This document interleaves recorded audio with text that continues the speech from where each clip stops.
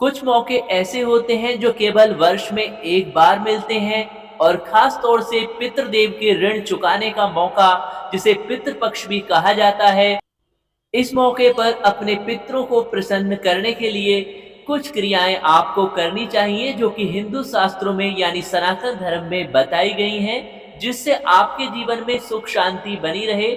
आपके पितृ प्रसन्न रहेंगे तो आपके जीवन में धन धान्य का भंडार भरा रहेगा, क्योंकि परमात्मा भी उसी से प्रसन्न होते हैं जो अपने पितरों को प्रसन्न रखते हैं। और इस बार पितृपक्ष हिंदू पंचांग के अनुसार 29 सितंबर से शुरू हो रहा है, जो कि 14 अक्टूबर तक चलने वाला है। इस दौरान अपने पितरों की तृप्ति के लिए आपको कुछ क्रियाएं करनी चाहिए, जहां पर आधुनिकता के इस समय में लोग अपने पितरों की तृप्ति के लिए किए जाने वाले इन कर्मों को भूल चुके हैं, जिस कारण पितरों के अतृप्त रहने के कारण उनके जीवन में अशांति हमेशा बनी रहती है। जीवन में कहीं भी ठहराव नहीं होता है, लक्ष्मी की प्राप्ति में बाधाएं बनी रहती हैं। तो अगर आप भी पितृदोष से मुक्ति चाहते हैं तो इस मौके पर स्मरण रहिए, आपको ये क्रियाएं अवश्य संपन्न करनी है, ताकि आपके पितृ प्रसन्न होकर आप पर अपनी कृपा बरसाएं और सभी देवी देवता भी आप पर कृपा करें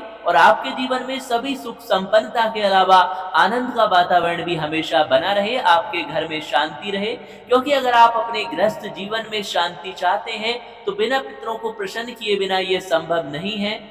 क्योंकि भोलेनाथ भी यही कहते हैं, जो अपने पितरों को प्रसन्न नहीं कर सकते हैं, भला वो देवताओं को कैसे प्रसन्न कर पाएंगे। जिन पितरों के द्वारा आपको ये जीवन रूपी अनमूल्य धन मिला है, तो उनकी प्रसन्नता के लिए ये क्रियाएं करनी परम आवश्यक है।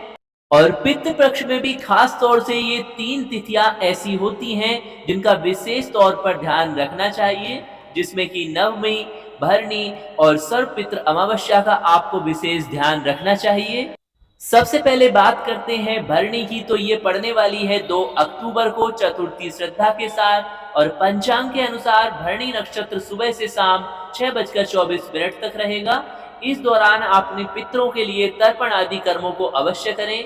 दूसरा होता है नवमी श्राद्ध, जिसको कि मातृ श्राद्ध के नाम से भी जाना जाता है। और इस साल नवमी 7 अक्टूबर के दिन होने वाली है। इस तिथि पर परिवार में जो आपके मातृ पितृ हैं, अर्थात माँ, दादी, नानी आदि को समर्पित श्राद्ध कर्म आपको अवश्य करने चाहिए। तीसरा है सर्वपितृ अमावस्या, और पंचांग के अनुसार सर्वपितृ अमावस्या 14 अक्टूबर को है।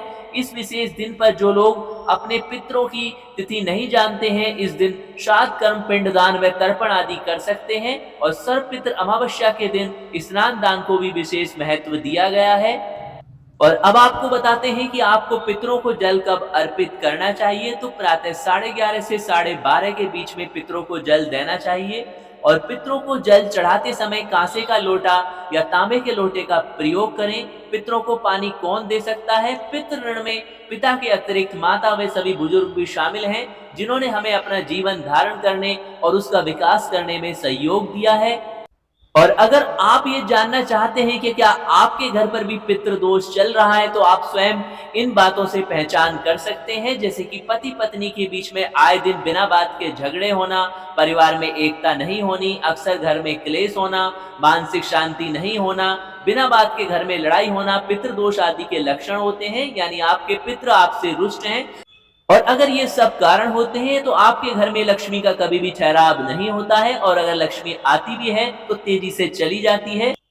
और पितृदोष किन गलतियों से लगता है, ये भी आपको हम यहाँ पर बता देते हैं, जिसे आप जानकर पितृदोष के लक्षणों से पितृदोष शांति के उपाय कर पाएं। आगे आपको पितृदोष शांति के उपाय भी बताएंगे। दोस्तों, साल में 15 दिन पितृ धरती लोक पर आते हैं और परिजनों द्वारा किए गए तर्पण, पिंडदान और श्राद्ध आदि क्रियाओं से तृप्त होते हैं। और श्राद्ध पक्ष को पितृदोष से मुक्ति पाने का खास अवसर माना जाता है। और पितरों के आशीर्वाद से ही परिवार और घर फलता फूलता है। लेकिन अगर पूर्वज नाराज हो जाएं तो कई पीढ़ियों तक पितृदोष का दंश झेलना पड़ता है। तो आपको बताते हैं कि इन गलतियों से पितृदोष लगता है। दोस्तों, माता पिता का अनादर, मृत्यु के बाद परिजनों का पिंडदान, तर्पण और श्राद्ध न करने पर पूरे परिवार को पितृदोष लगता है। इसके अलावा किसी असहाय को कष्ट देना, पीपल, नीम और बरगद के पेड़ कटवाना, जाने अनजाने नाग की हत्या करना आदि पितृदोष के कारण बनते हैं। और इन सब कारणों से आप जान सकते हैं, जो आपके घर में पितृदोष है उससे विवाह आदि में भी बाधाएं उत्पन्न होती हैं। इसके अलावा वंश वृद्धि न होना भी पितृदोष का कारण है। नौकरी और बिजनेस में अक्सर घाटा होना, कार्यस्थल पर आर्थिक के साथ में मानसिक परेशानी रहना, नौकरी में तरक्की आदि रुक जाती हैं। इसके उपाय क्या है, अब आपको उपाय भी बता देते हैं। तो पितृपक्ष में पूर्वजों के निमित्त विधि विधान से तर्पण और श्राद्ध आदि कर्म करें, गरीबों को भोजन खिलाएं। अगर आप चाहें तो अनाथालय या गुरुकुल आदि में भी आप भोजन की व्यवस्था कर सकते हैं। साल की हर एकादशी, चतुर्दशी, अमावस्या पर पितरों को जल अर्पित करें। पितृपक्ष में रोजाना घर में शाम के समय दक्षिण दिशा में तेल का दीपक जलाएं। ऐसा अगर आप रोजाना करते हैं पितृपक्ष में तो इससे भी पितृदोष खत्म हो जाता है। किसी जरूरतमंद को भोजन देना, गरीब कन्या के विवाह में मदद करने से भी पितृ खुश होते हैं। ऐसा करने से भी पितृदोष शांत हो जाता है। और घर में पितरों की तस्वीर दक्षिण दिशा में लगाएं और अपनी गलती की उनसे क्षमा मांगे। कहते हैं इससे पितृदोष का प्रभाव कम हो जाता है। और पितृपक्ष में आपको सफेद फूलों का उपयोग करना चाहिए। इसके अलावा आवश्यक सामग्री में गंगा जल, शहद, दूध, सफेद वस्त्र, तिल आदि आपको चढ़ाने चाहिए। और पितरों को पानी देते समय आपको जो मंत्र बोलना चाहिए वो गोत्र मंत्र इस प्रकार है। तो पितरों को जल देते समय ध्यान करें और वसु रूप में मेरे पिता जल ग्रहण करके तृप्त हों। इसके बाद में जल दें, साथ ही अपने गोत्र का नाम लेकर बोलें। गोत्रे अस्मित पितामह, पितामह का नाम बोलें। वसु रूपता तृप्य तिमिदम तिलोदकम गंगा जलम व तस्मै स्वदा नमः, तस्मै स्वदा नमः, तस्मै स्वदा नमः। इस मंत्र से पितामह को भी 3 बार जल दें और करते हुए पितरों का तर्पण करें, यानी कि अंगूठे के माध्यम से जलांजलि देना चाहिए। अंगूठे से पितरों को जल देने से उनकी आत्मा को शांति मिलती है। और यहाँ पर पौराणिक ग्रंथों के अनुसार हथेली के जिस हिस्से पर अंगूठा होता है वह हिस्सा पितृ तीर्थ कहलाता है। तो इन बातों का आप ध्यान रखेंगे तो अपने पितरों को अवश्य प्रसन्न कर पाएंगे। और अपने घर में अपने पितरों की ऐसी तस्वीर लगाएं जिसमें वे हंसते मुस्कुराते हों। ऐसा करने से पितृ खुश रहते हैं। और ये तस्वीर घर की दक्षिण पश्चिम दिशा या कोने में आपको अवश्य लगानी चाहिए। प्रातःकाल उठकर उन्हें प्रणाम करना चाहिए, फूलों की माला आदि भी चढ़ानी चाहिए और उनकी जयंती और पुण्यतिथि अवश्य मनानी चाहिए। इससे पितृ हमेशा खुश रहते हैं। और पितरों को प्रसन्न करने के लिए किसी गरीब को भोजन, कपड़े, जूते, चप्पल, पैसे आदि आवश्यकता और अपनी वित्त के अनुसार दान अवश्य करने चाहिए।